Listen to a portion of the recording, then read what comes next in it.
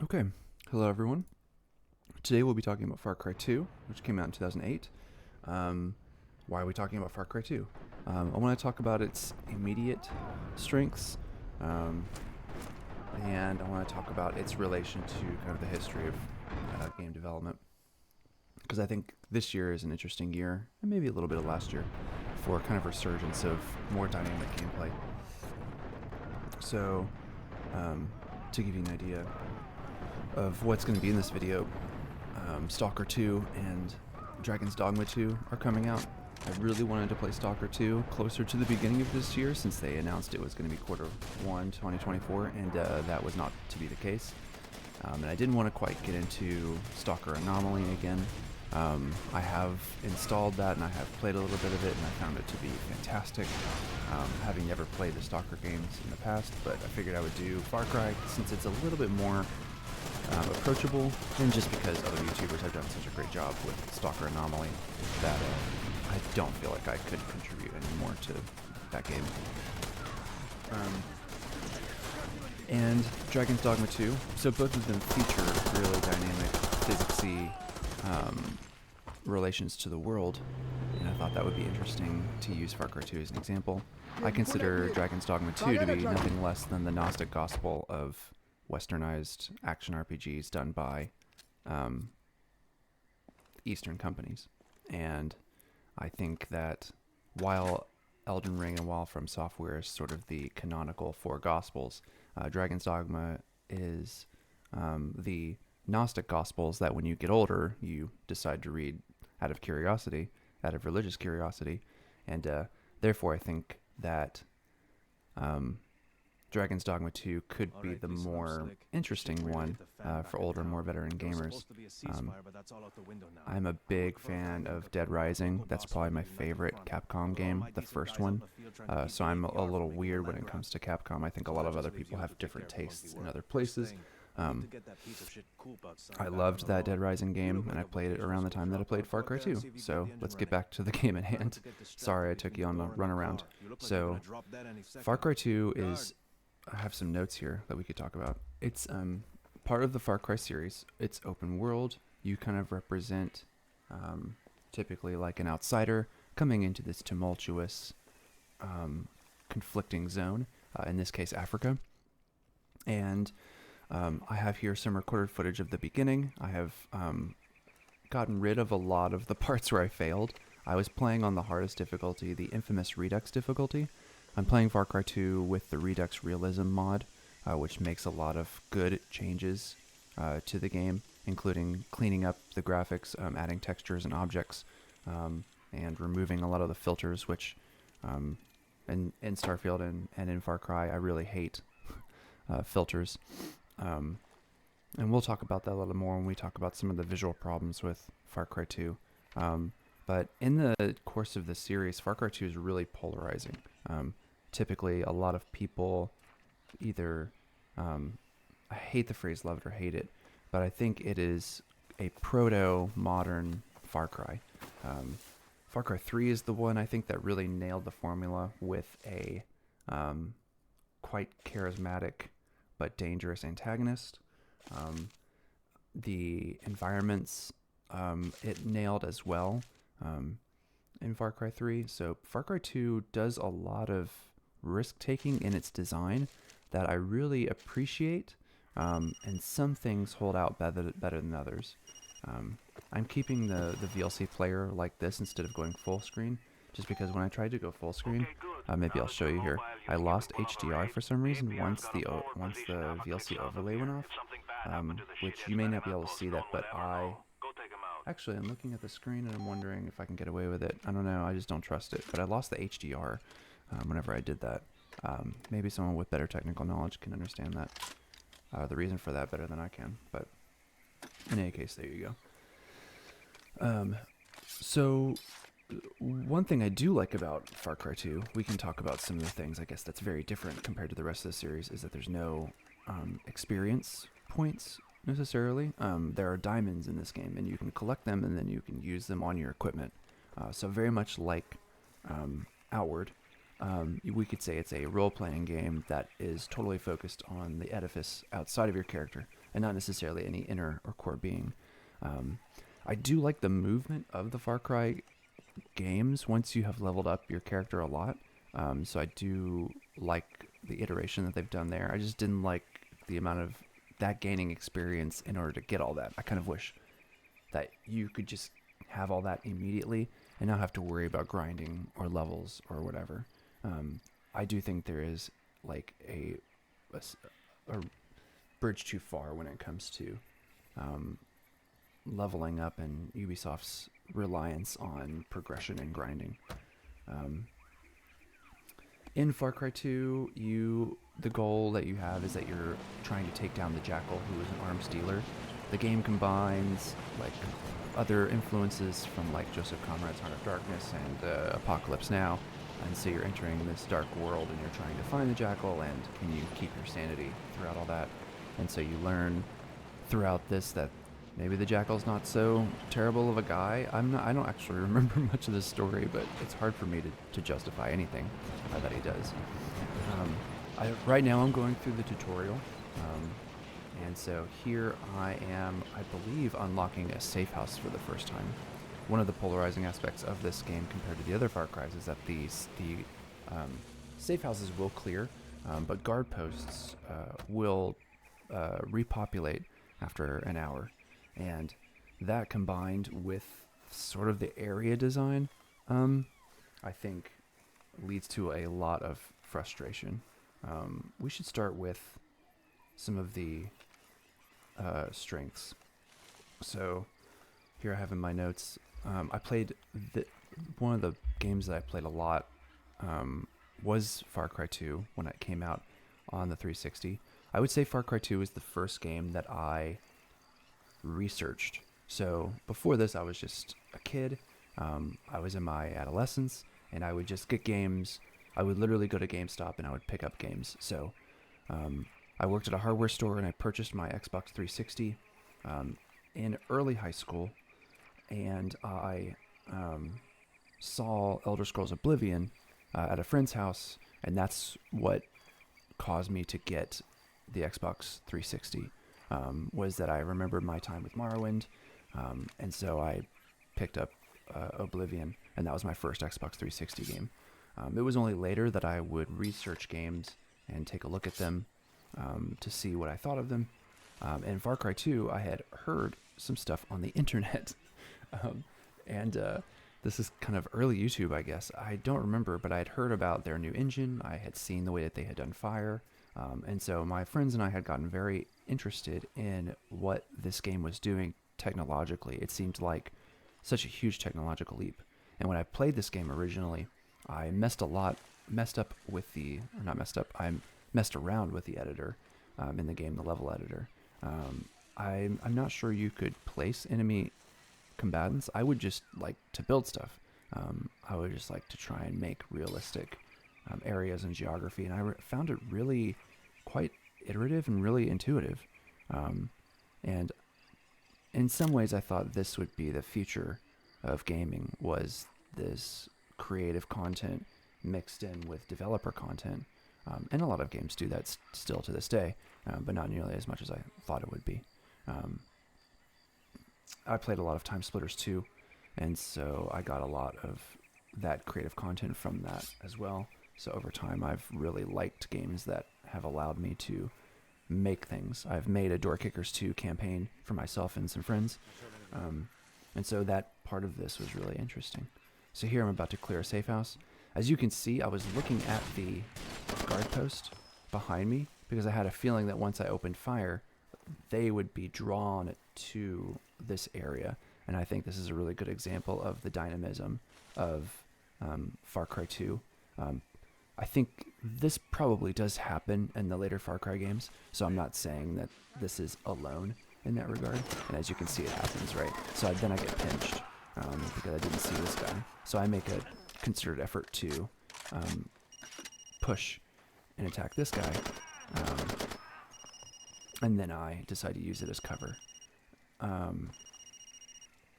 So there is a Kroby Cat video on YouTube that I think really describes the strengths of Far Cry 2 compared to the other Far Cries really well.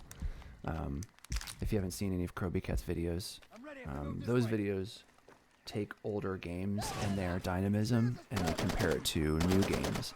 And I think that is the crux of what I'm trying to talk about with this video. The idea that older games didn't excel in graphical fidelity, but they were doing a lot of functionally interesting things in the world.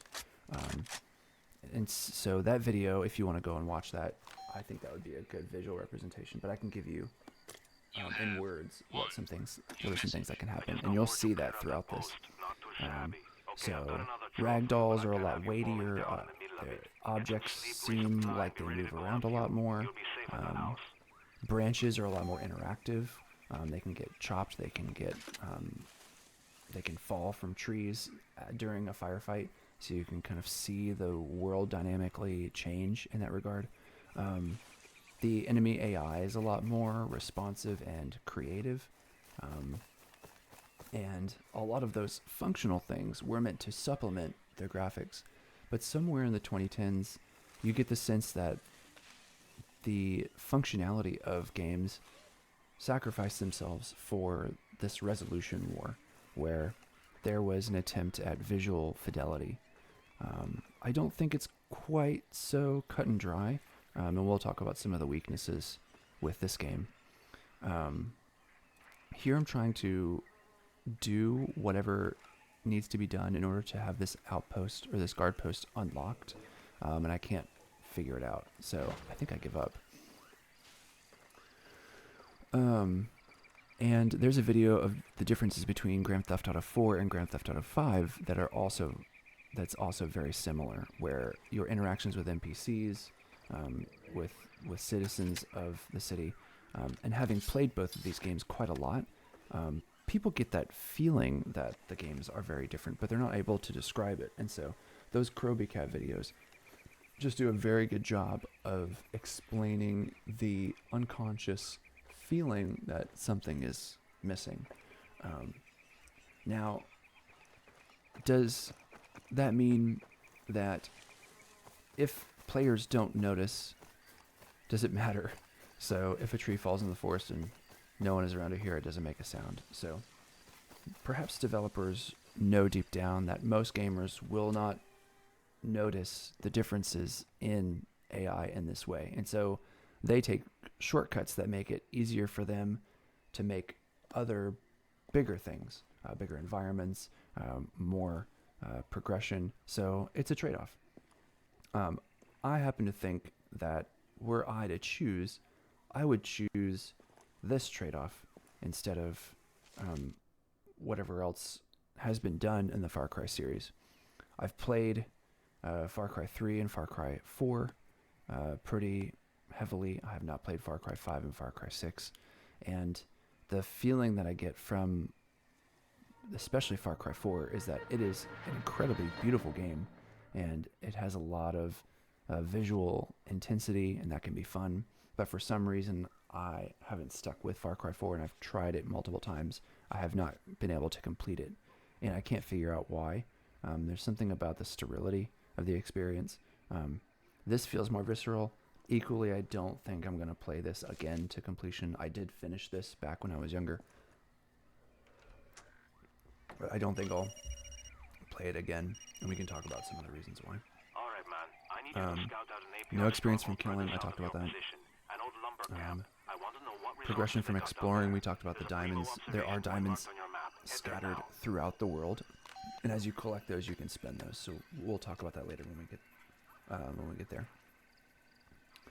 So here I've been given kind of my first combat task, and so I'm going to head there. Another big strength of Far Cry 2 is how diegetic it is. I way overuse that word, so I apologize. But here, I think it's very fitting. So if you notice, when I pulled up the map was not in a menu. The map was something that you held up.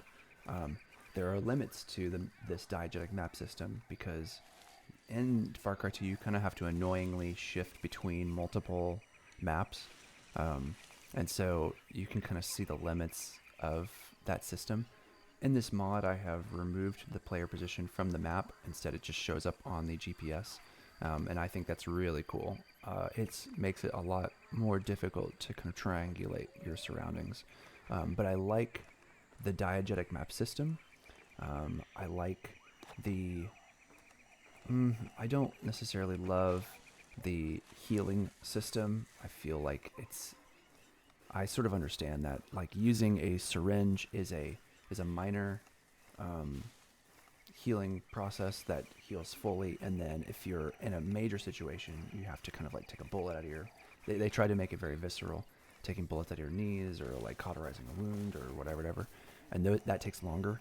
On harder difficulties, that can be a real bummer because usually high percentage chance you're not going to make it through that because the enemies are very aggressive and they push. Um, I can't get over how beautiful this game looks to this day. Now, granted, I am playing with a mod, so it's difficult to know how this compares to the original game.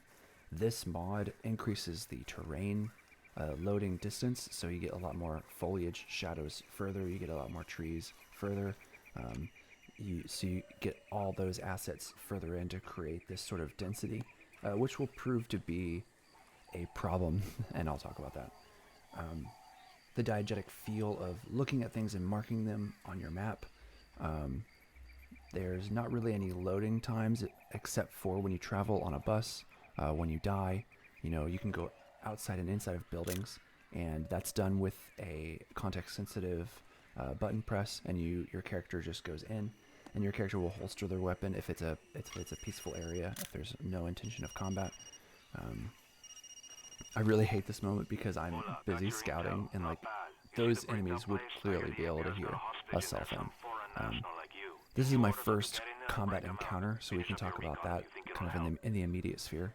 Um, they give you this overlook, and for this first mission, this overlook is on the left. There will be an overlook at the next combat encounter, also on the left side, but they do a sort of dialectic shift to challenge you in a way that you might not expect. And hopefully I can point that out when we get there. Here I'm looking through trying to find, okay, how many enemies are there? One thing I've always liked to do in this particular scenario is get to the house where my buddy is being captured without being seen.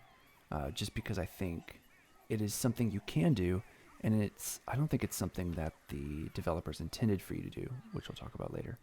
I think about opening up, and then I decide, no, I'm going to do the peaceful route.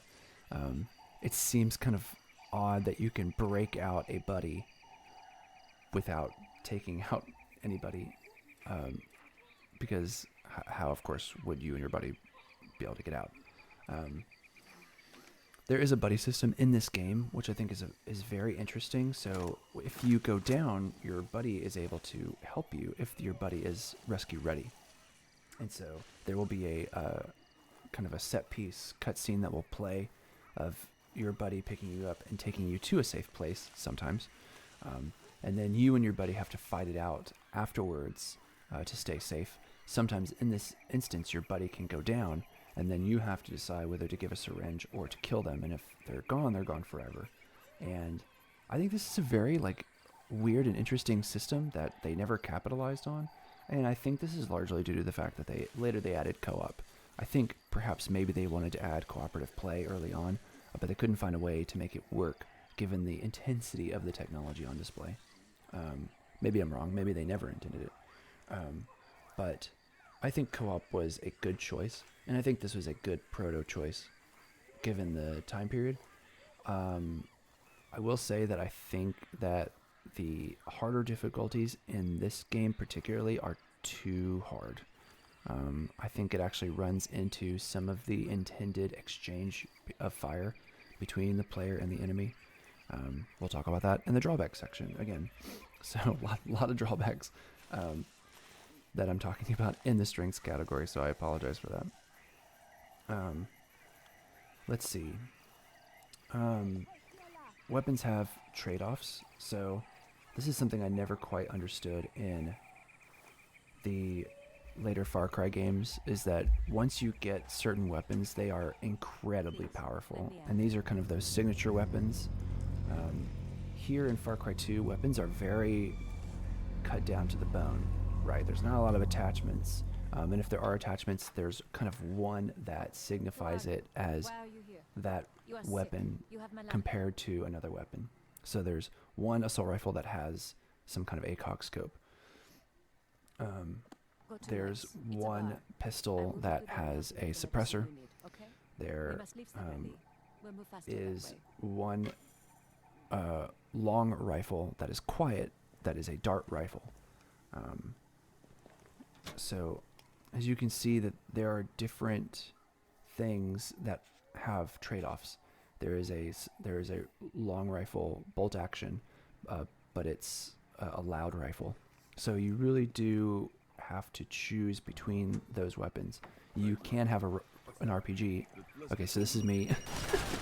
this is too funny. Like, I kind of panic and I decide to answer the cell phone. I wanted to show that. I didn't want to cut that here just because, as you can see, I'm really having a difficult time in a way that, like, the cell phone going off there leads me to believe, and you can't answer the cell phone inside of, you have to get out of the house before the cell phone even starts to ring. So it's clearly a moment where they don't intend you to go in quietly. Because when you come out, you're just surrounded by enemies, and they recognize you immediately. I'm actually surprised on Infamous difficulty, because I did lower the difficulty as I played this early experience, just because I was so tired of repeating some of these scenarios over and over again. The malaria, we could talk about that. So in this game, you suffer from malaria, and you have to keep a healthy amount of pills that you can take throughout experiences. And like gun jamming, these moments are kind of meant to be an oh shit moment in the middle of a combat encounter as a way to stress the player. And so a lot of people did not like that. I am sort of indifferent towards it. I think there are missions tied to the malaria pills. I'm not sure. But I didn't really consider it to be too big of a deal. But I also am empathetic to people who really don't like that. I'm not sure how much it does narratively. It's just another one of those flavor things that help to convey sort of the visceralness of the game. So weapons have trade-offs in a way that I like in particular. You can have a rocket propelled grenade, or you can have a light machine gun. That's what I was talking about beforehand. And I like both. The light machine gun is, the PKM, is really strong and has a high amount, can fire a high volume of rounds without having to reload, as is a light machine gun's skill set. And then finally, I think the last thing I'll talk about is just the sharpness of the shadows, like how sharp this game looks. I think there is an ongoing debate to be had about games right now, and that seems to be the thing that I am noticing, besides the crazy Starfield stuff going on right now at the time of recording in late January, is that it's difficult to know if we won the resolution wars. Won the revolution. So what I mean by that is that we have come through and had higher resolutions from 1440p to 4K, and it is not altogether clear whether the image is still clear. That is to say that we got these higher resolutions, but in order to have the performance and the graphical fidelity that we did, we had to incorporate a lot of anti-aliasing and a lot of AI generated frames. And in doing so, we've actually made the games fuzzy again. And that to me is a really bizarre, profound realization, where we worked so hard to get a clear image, and then we brought ourselves right back to it. And so one of the things I noticed while playing this game was just how clear and crisp a lot of things were, especially the shadows. like from a 2008 game. Of course, it's modded. There is one moment, and hopefully I can point it out later, where I'm looking at a safe house, and there is an old dead tree that is showing it has light shining onto it, and the shadows are cascading onto the safe house. And I was just stunned at how good that looked. It was the high contrast, it was the sharpness of the shadows, everything was pretty amazing. Shadows and lighting is something I'd like to talk about in this game, in the drawbacks section as well. So it's not altogether cut and dry. This is me looking at the safe house because I'm not sure if it repopulated, so I just wanted to be sure before I kept driving. Here I'm trying to make it to Mike's Bar. Mike's Bar is where you'll be introduced to not just one but two buddies, and then you'll be given a method for getting malaria pills, and then you'll be introduced into the upgrading mechanics. As you can see, there's no fast travel in the game except for buses. Buses will take you to certain quadrants of the zone,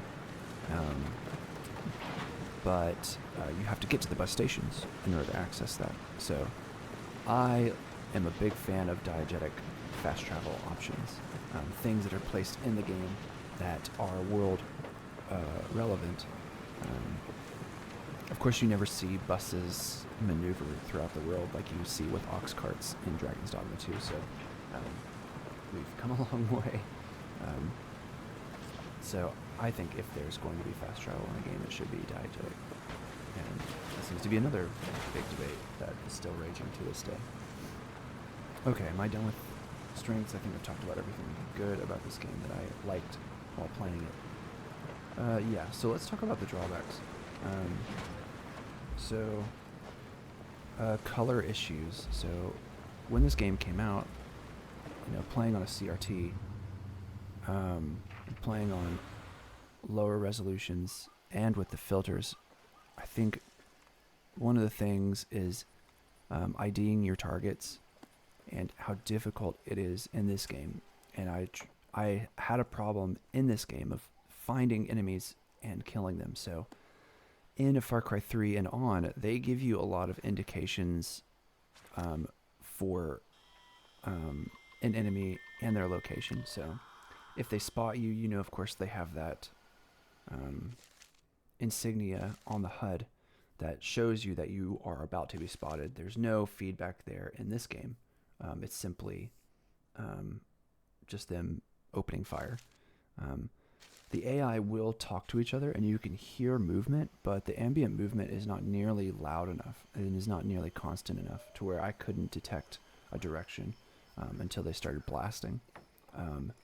The game, I think, wants you also to just blast mindlessly in the jungle, but they don't provide enough ammo, and you're going to see a moment later where there's simply not enough. Oh, here's the pre-order weapons. I do not deal with the pre-order weapons or the bonus content weapons just because I think that they're incredibly overpowered. So I leave those resting there. Another problem I think is the color spectrum. It's quite narrow. So the original colors, even with this saturation, like even with this mod, you can still see that the color breadth is very low. Like even the primary colors, red, yellow, and blue, they seem quite muted, quite anemic. And I think that creates a really muddled image, and that is something I think that has been easily fixed in the later Far Cries. I think their understanding of color has dramatically improved. Would the world look as saturated and colorful in reality? I doubt it, but it serves the player to be able to pinpoint easily when they see enemies. And it made it, that combined with the high difficulty, made engagements really difficult. Basically, every single engagement that I had, I would take a huge amount of damage, and sometimes I would be able to kill them, but then I would have to go and heal. And you only get maybe 1 or 2 chances at that before you die. And each of these areas, like this next area, I spent an hour on this area.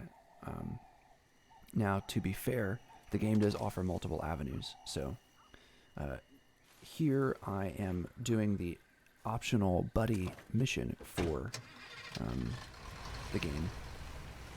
Each main mission offers 2 possibilities, and I'm at so I was so pissed at this moment that I just said I was going to drive this in and use the 50 cal. So the thing I was talking about was that there is a path on the left-hand side that you can take, but there is a marksman at the chateau, at the building, whatever you want to call it, on the 2nd floor balcony, who can shoot you quite easily. I don't think there's a lot of cover there. And so the game is sort of creating this dialectical switch where, you use a lookout on the left-hand side. You'll have to find another method for this. And so typically I would roll rocket-propelled grenades at the chateau to try and get rid of the marksman, or I would take pot shots with my assault rifle until I killed this entity. Having so few weapons and having so few abilities to sneak in, right now I'm doing a kind of overwhelming firepower mode for this engagement. There is a river in the back that you can use to sneak in the back. Part of me thinks that I should have done that. It would be interesting to try this mission again under that pretense. So I would be curious to see how well that would work.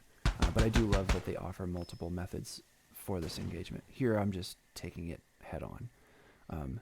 As you can see, enemies are shooting at me and I can't shoot them back. Here I'm showcasing the branches falling, which I think is excellent. I just think that reactivity, I suppose, of the world is what people still like about Far Cry 2 to this day. I think if I were to keep playing this, which part of me masochistically wants to, just to get that Stalker 2 feeling and a building of anticipation, and also nothing's coming out right now until Helldivers in a couple weeks. I would like to try and figure out the color saturation, the color palette, to see if I could overly saturate it to make picking out targets easier. So I think that there is something going on with color. I also think there might be something going on with lighting. And the only way that I can describe it is that there is a triangulation of lighting typically in film and television. There's the front light, there's the back light, and then there's the key light. So the front light obviously allows you to see your figure. The back light is what gives a character a silhouette so that you can gauge depth. And then there's also a key light, which comes in from the side. And from what I know about film and television, which is admittedly very low, the key light is designed to provide a shape to the face. Now, one of the things about this game is that the shadows and the lighting is quite beautiful. Like if you look at this as like an artistic frame, it looks beautiful, right? The sun is at my back and or kind of off, kilter a little bit in like an isometric perspective. And the way that it shines on the buildings, there is this great sense of lighting, but as you can see, like there is this lacking third triangulation of lighting that like makes identifying these targets so difficult. Like as you can see, I'm just throwing grenades wantonly, desperately trying to kill them. I love the visceral impact of the grenades. They're so good. And I'm just shooting into the forest, and I'm running out of ammo. Part of me thinks that I will just turn the unlimited ammo cheat on. I would hope that I would be forced to reload still, so to at least give that sense of immersion. But like me just like shooting wantonly into the forest isn't a good idea because I'm running out of ammo. And so there is this weird like I don't know how to describe it, this like constipation of engagements where it's the anticipation, the anxiety, it's all there, but there's no way to relieve it because I can't shoot too much because then I'd run out of ammo, and I can't ID targets because of this combination of lighting and color. And so I end up just waiting for them to shoot first because I can never be too sure. And so I wait for muzzle flashes. And so it produces a very frustrating combat encounter experience that I can only describe as like constipated. The AI is too knowledgeable of a player's movements, so in a combat encounter we'll see later, they're able to shoot through objects knowing that I'm there without the opposite case, without vice versa. This has been a problem in a lot of games. Like Ready or Not still does this, where the AI will follow your movements perfectly behind a wall, behind a door, which would not be the case, right? If you were like a combatant and you could hear them, you would just be kind of spraying the entire wall. You would not be perfectly following. And I'm not sure what the solution to this would be. I'm not a game designer, but it happens in this game as well. I have a feeling that in the future with AI, it's not going to go away. So we'll just have to see how people try and find solutions to that problem. It may just be an all or nothing scenario. Like if you do not have visual of a player, you will not shoot them. It's a shame that it has to be that way because we want bullet penetration in certain objects, and we kind of want that flexibility in the game to so that the player also knows that they can shoot through the sheet metal, and so they will do so to great effect. Here I'm out of ammo, and so I have to change weapons. So as you can see, I'm kind of seeing what that feels like. I would not recommend playing this game on the hardest difficulty unless you're truly a masochist. You can quick save whenever you want, but it feels like such a slog. Like, I think, given the visual stuff that we've talked about, I feel like there has to be some let off of blind firing between player and enemy that allows an engagement to be a little bit more dynamic, to be a little louder. And especially in the early game, maybe you'll turn up the difficulty later once you have a few more tools at your disposal. But yeah, I would not recommend playing this on higher difficulties. The jump is too high of a gap. There's something about the tone of this game that I think is really odd, and you get it immediately with the voice acting. I have never understood what direction they were given whenever they were delivering the voices, but everybody seems so downplayed, so monotone. Sort of how I talk. And I am not quite sure why they did that. Like, with Far Cry 3, 4, 5, there's a lot more animation and a lot more harried anxiety in the way that they talk.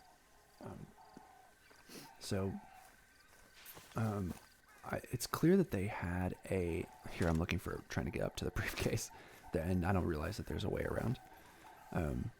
So I'm just like, screw it, I'll finish the mission first and then I'll come back for this. So eventually I do. But like, look at the shadows here on the building. Like, that is so good.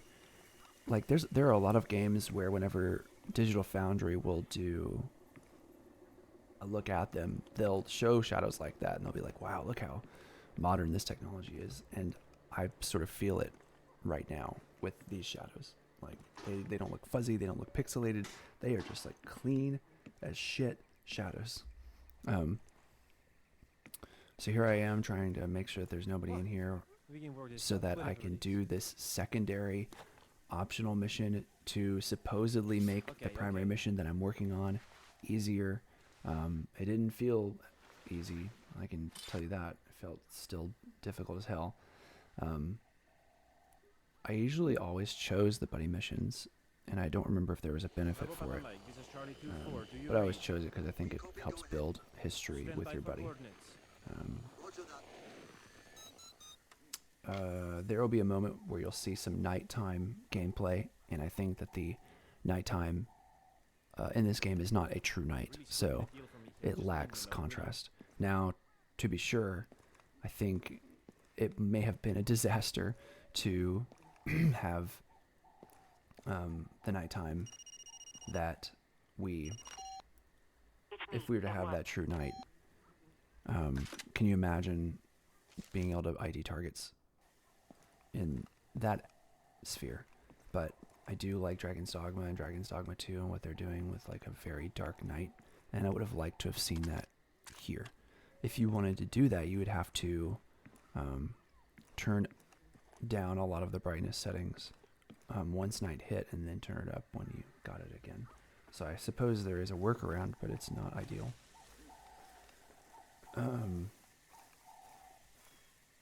Okay, yeah, let's talk about the worst drawback in this game. And I think that it's the area design. Now, I don't necessarily think it's the developer's fault.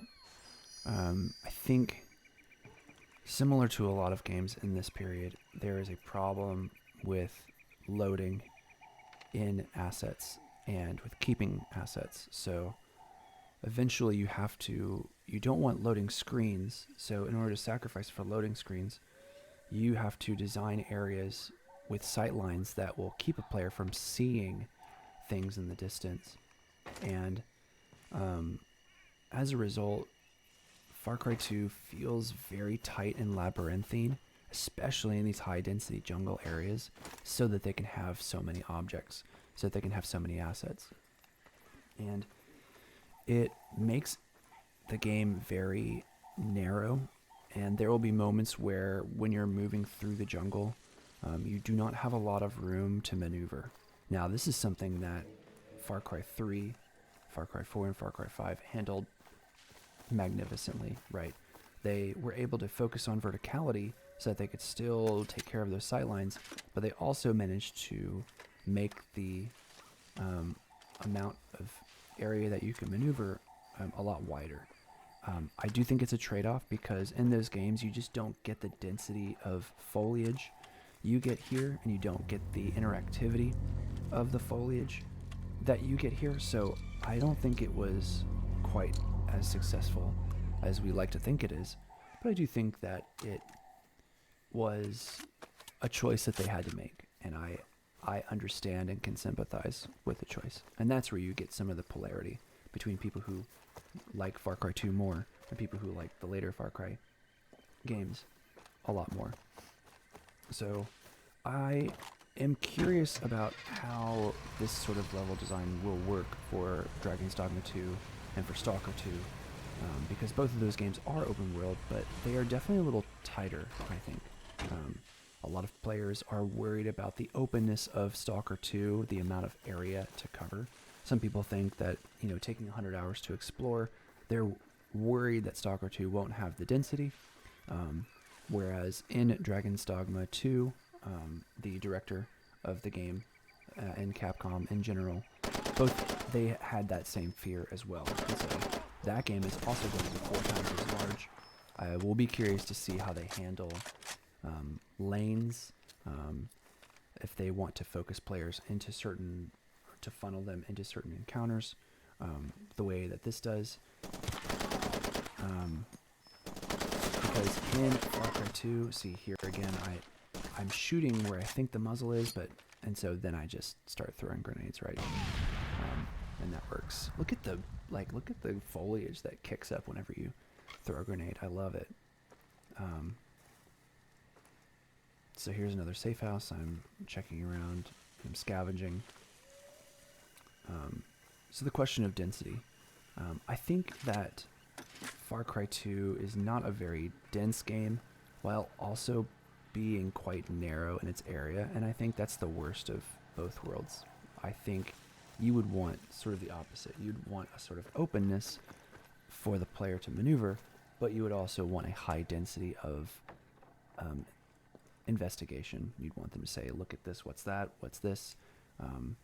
And I think that, to me, I would say that something like Dark Souls would be ideal. I think Elden Ring's a little too wide. We all love that Dark Souls feeling of verticality, where each turn produces something new, despite the fact that it's quite narrow. Somehow Dark Souls managed to be narrow in the lanes that you would walk through, but also highly optional in its lanes that you could traverse through. That's very difficult to imagine with Far Cry 2 because Far Cry 2 has to rely on, you know, geographic accuracy. And so you get a lot of flatness in this game. And that's something else that I think is a problem with the area design is that there are hills, as you can see. There's places of inclination and places of declination. And so you get a little bit of verticality, but it's not nearly what the later Far Cry games end up being. And I think that verticality was smart in multiple ways. It allows those sightlines like we talked about, but it also allows player agency. Whenever I go to this next place, this next combat encounter, you will notice the flatness of the combat arena combined with the sheet metal brown of the design is just a recipe for disaster. Like, it's nighttime. I cannot find enemies. There are probably the worst thing about nighttime is that the contrast takes a nosedive because there's no longer any shadows in general. And it's dark and the colors are muted. And so all of those things combine to where had I known a little better what nighttime would do, I don't think I would do a single encounter in this game at night. Despite the fact that, you know, if you're a lone survivor and you're trying to take down a larger group, you would think that night and stealth would be the best approach. Nay is what I would say for this game. And I think that's a huge problem, that clearly the tech is going against what the intention is for a combat encounter. Just so the rest of this arena is to my left, and it's all like this. It's all kind of these sheet metal shanty houses, and as you can see, sort of the patchwork grid-like layout of it adds a lot of like complexity to the image, and it makes it really difficult for me to pick out targets. Luckily, the sun is rising. I can hear them talking, but like until they start shooting, I have no idea where they are. And I tried to stealth this particular section so many times.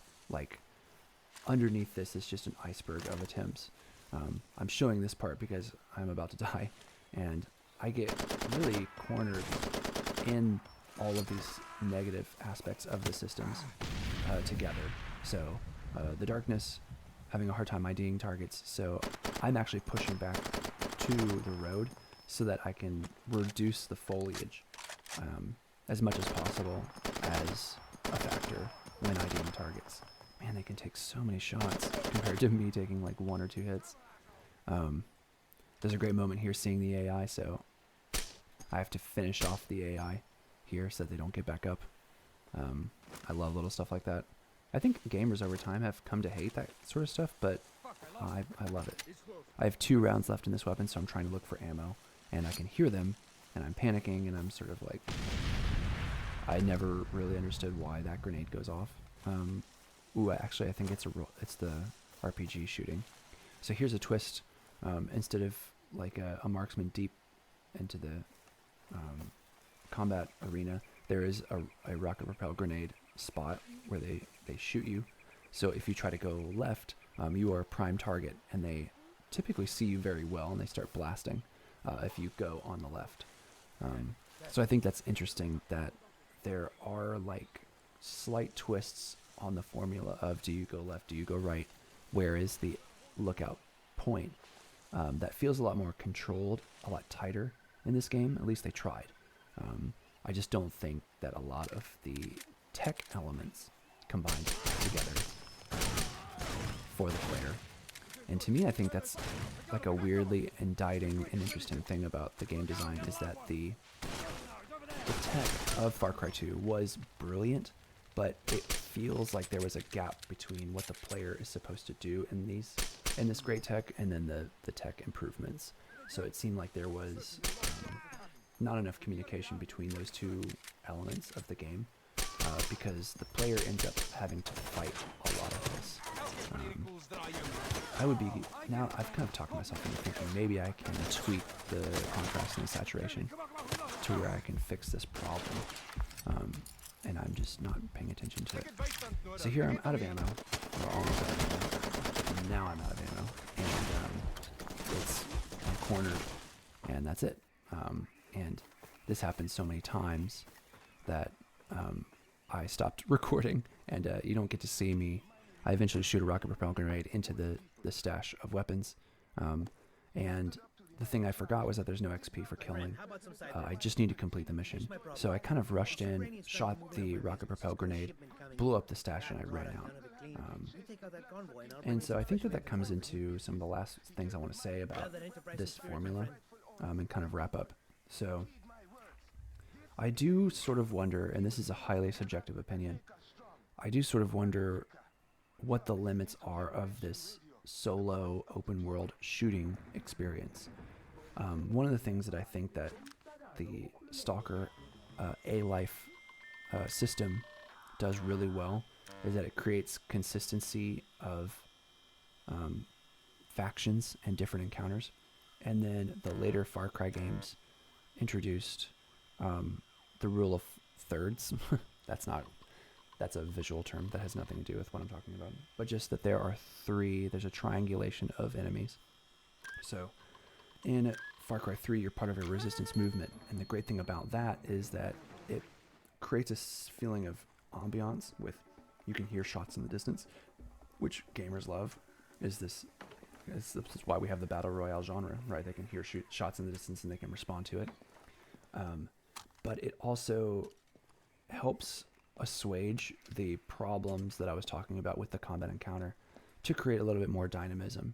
So the hope in Stalker 2 is that the A-Life system will create an issue or create situations where you're fighting and it seems as though either you're cornered or you have them cornered, and then a stressor will be introduced in the form of another combatant. And this combatant may be friendly to you, may be conflicting to you, or conflicting to the person that you're fighting. And so then all of a sudden you have, to use the derogatory term, the Mexican standoff, where you have a shakeup of the situation that creates a little bit more chaos, but also gives you choices for how to intervene. And I think Far Cry 2 desperately needed a third to triangulate that system. It does happen sometimes with the buddy system, but in my mind it's not enough. And I think anyone who wants to make an open world shooting experience, in order to add a little bit more dynamism, should really consider the triangulating aspect to create three, so that a player, once that can happen, they can decide, should I stay fighting? Is there something here that's worth going through this stressor? Or should I just take this opportunity to run, or to get what I need done in this area and then to bug out? I think that the extraction shooter genre is really, and the battle royale genre is an attempt at triangulation. Whereas before, there were two teams and they were fighting. Interestingly, the finals, the new shooting game that's come out, is multiple teams, not just two. I think there is an attempt to use that triangulating mechanic in order to create more dynamism and reactivity in the combat encounter, because you want stressors like that to add texture instead of just the same scenario over and over again, which is difficult for the mind to create meaning and to create a story from. A lot of people love Escape from Tarkov because you fight AI scabs in the world. You also fight enemy PMCs, and that can cause a wide variety of encounters. Here I'm trying to unlock more weapons at the armory of this game, and you do that by destroying convoys. As you can see, the difference in these larger open areas is a lot more enjoyable. I'm able to ID targets. I'm able to set up here an ambush. There's a lot more reactivity here. I shoot the first Humvee. I shoot the first vehicle. Technical, sure, that's what we'll call it. Luckily, I was able to pick out the driver here. reload, able to easily ID the target, and that's the encounter. Right there is the inciting incident. There's the fire that resulted in. They decided to drive through. I managed to take out the driver, and here I have the vehicle that I need to take care of. When I throw this grenade, it is ridiculous how high this truck goes. I'm not quite sure how the physics system, maybe the truck is not as heavy as you think it is, but like clearly that would not happen in real life, but hey, it's pretty cool. Like, gamers like to see things fly around. So I liked that. I feel like that was an interesting encounter, and the later Far Cry games would capitalize on that. I talked about the legacy of the resolution wars, like that maybe we lost, and maybe because of Stalker 2, maybe because of BattleBit Remastered, maybe because of Dragon's Dogma 2, maybe we've seen in recent years a kind of shift away from resolution and more towards features and functionality in order to create, again, this reactivity. Because I really liked the games of the 360 era that did this. Like, if you look at the first Gears of War game and compare it to the later Gears of War games as far as reactivity and stuff like this, it's actually quite shocking how much changed for the sake of resolution. And so the big reason why I wanted to bring up Far Cry 2 is that I would love to see an attempt to get something back from this era that adds a lot more density in the game. And to me, a great example of that visually as a metaphor would be HDR. So the push towards high dynamic range is an attempt to get back everything in between the contrasts between light and dark. And that's the end of the video. Shoot. I'll see if I can play it again, just to give us something to talk about while I wrap up. Sorry I'm taking so long. That with HDR, you're trying to get back a lot of the in-between lighting issues. In a gaming experience, we focus so much on the width between light and dark to create really dark experiences, really light experiences, that we need to kind of fill in the gaps. And so we've been spending so much time in gaming just trying to get the basics down, that now we're trying to fill in the gaps. And there was this ideal cross-section of graphics and computing and innovation in this time where games in the larger space were trying to do stuff like this, trying to create reactivity, trying to create dynamism. And I think that hopefully we'll see a return of that. I was trying to think of, and maybe you can help me, I was trying to think of games in the 2010s that kept to that feeling of reactivity and dynamism that we saw in the late 2000s and the early 2010s, before QuickTime events, I guess, before Spectacle took over and before Resolution took over. And there has to be games out there, right? I just don't know what they are. I couldn't think of one. So I think there is some weakness to what I'm suggesting, because it's clearly not just all for resolution and all for dynamism and reactivity. I think there were some steps in the 2010s that helped to alleviate this polarizing either or in gaming. I just can't think of it. So I don't know. So that just leaves you to take care of the monkey. So First thing, I need to get what that else do piece I of want to shit say Cobalt about the back on legacy road. of You look like a this vocational game? school dropout. Go up there and see if you can get the engine Thank running. God for the mod Try not support, to get distracted especially for between the door and PC. the car. You look There's like just a you're lot gonna of drop dead any things that second. are Car. broken that they've been able to fix. And I think that the latest update for this mod was October 2023, which is stunning that they have put so much effort, continued effort, in a game that is over a decade old. And then something I talked about earlier about the highly subjective comment was the limitations in a single player open world shooting experience. how do you create texture or friction there. Stalker 2 hopes to do it through the A-Life system, through survival mechanics, through exploration, and through atmosphere. And I'm excited. I'm a little nervous just because that game has been delayed so many times and we have seen so little gameplay of it. Dragon's Dogma 2 hopes to do some of those things, and I'm way more confident about the success of that game. I think that they are very confident enough about that game to show it to quite a lot of people. There's a lot of footage out there to show that it's a very similar game to the first one. In that regard, I'm really excited for Dragon's Dogma 2, and hopefully I used an older game like Far Cry 2 to kind of talk about some of the trade-offs and takeaways throughout game development that are not cut and dry, that it is not always progress. I am a little worried about this scenario because I don't think that there is a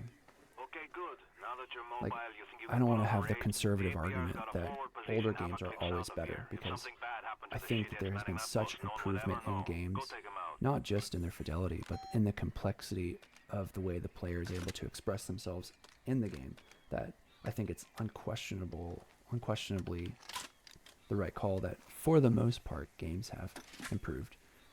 I do think that there are interesting topics to discuss in the game, in game history, like this problem, that are hypotheses that I am not even sure if it's correct. And so I wanted to make this video to see how it plays out. Like, I would be curious to know your thoughts on, do you think that games have entered into this like visual fidelity resolution versus dynamism experience? I think that perhaps the issue wasn't that at all. So perhaps it just has to do with AI. And when we couldn't do a lot of games online, we had to focus on artificial intelligence. And in the 2010s, we got so focused on live online gameplay and competition that we left AI, because so many people were playing against each other online, that AI became this skill that was thrown to the wayside. And then thanks to YouTubers, thanks to a bunch of cheating and hacking and multiplayer, and thanks to a saturation in the multiplayer market to where it's difficult to get a player base for very long, all of a sudden multiplayer became a difficult thing to do for very long, and so you had this demand for an AI supplement, and so you have the rise of like roguelikes and roguelites as an attempt to curtail AI engagements into a smaller space. And so perhaps that is the dynamic that we should be talking about. So I don't think it's altogether true what I'm speculating on about the difference between resolution and dynamism. Perhaps it's in a different field, or perhaps both of these fields exist at the same time. So hopefully I've made myself clear. I think that Far Cry 2 is a very risk-taking adventure, and I love games that take risks. I think clearly in 2023 and 2024, now that we know the budgets of these AAA games, the ability to take risk is so far afield from what we would like that we should be thinking about ways to lower budgets to allow more creative risk. And how do we do that, really? What are some development techniques that we could use to encourage that? And that is for developers to decide. Hope you've enjoyed this video. If you've made it this far, my goodness, thanks for watching. I'm still working on some things in the background. I would like to do a Remnant 2 video in the future. Once all the DLCs are out, I would like to do an Alan Wake 2 video once all the DLCs are out. So I have a lot of things in mind for the future that are kind of in a holding pattern. And obviously I will be playing Light No Fire and Dragon's Dogma 2 and Stalker 2 when those come out, and I'd like to do videos on those. So thank you for watching. Enjoy the rest of your day. Goodbye.